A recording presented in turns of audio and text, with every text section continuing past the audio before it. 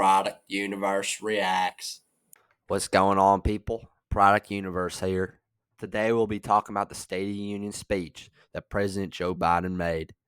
This is my personal opinion, so feel free to critique or agree with it in the comments below. But let's get into it. Joe Biden showed up like 20 minutes late to the speech. Apparently, there were a lot of pro-Palestine supporters who were blocking his route to the Capitol, so that caused him to be delayed getting there. Once he got there and was introduced, he walked at pretty much a snail's pace, kissing and grabbing almost every person he saw until Marjorie Taylor Greene scared the bejesus out of him. You couldn't miss her as she was wearing all red and wearing a MAGA hat and got Joe Biden's attention by shouting "say her name" at him in reference to the fact that Joe Biden had not yet talked about Laken Riley and the terrible things that had happened to her. From then on, Joe Biden finally made it to the stage, and before Speaker Mike Johnson could introduce him, Joe Biden began the speech.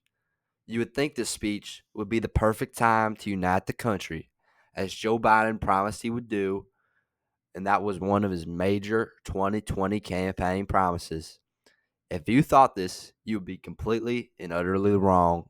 The speech begins with Joe Biden comparing the present to both 1941 and the Civil War, saying that I'm here to alert the American people that freedom and democracy is under attack at home and around the world. He then proceeds to not talk about America and talks about Ukraine and Russia and how they need the United States money.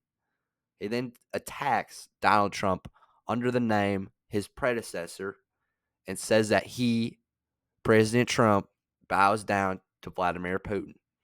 As well, he calls out the Republicans who are blocking aid to Ukraine by saying they want to walk away from democracy.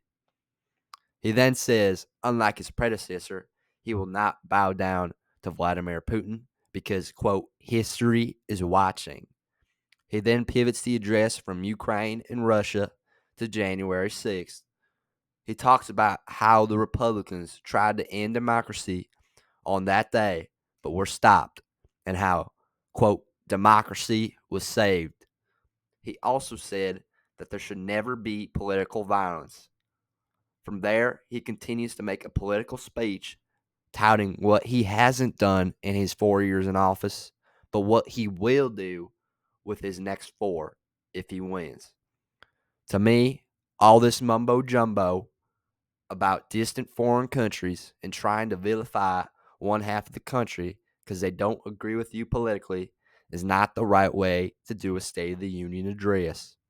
A State of the Union address should unite, not divide, and make everyone proud to be an American. A State of the Union address should address how we are making the United States better. But what we got was a very, very angry, albeit very jacked up Joe Biden shouting about how terrible the Republicans are and how the only version of the truth that is acceptable is the one the Democrats own. To be honest, this speech was scary. Scary that anyone could strongly agree with it or strongly enjoy it because it did nothing but divide and tear down. That's just my 2 cents, and feel free to let me hear it in the comments whether you agree or disagree. At the end of the day, my State of the Union is that I'm proud to be an American and live in the best country in the world. Hope you all have a good day. If you enjoyed my commentary and my gameplay, make sure to give this video a like. Thank you.